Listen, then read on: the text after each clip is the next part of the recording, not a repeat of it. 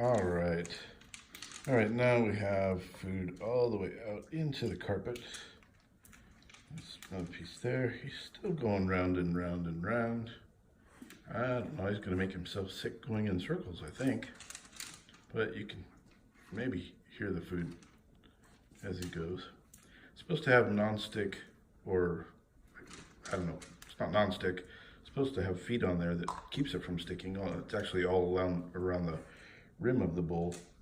But, you know, his nose is more powerful than that, and there might be some water that got underneath it from stepping in the bowl. More than one occasion, the water bowl, that is. But you can probably see how far away now the water bowl might be a little deceptive in the camera, but it looks pretty good.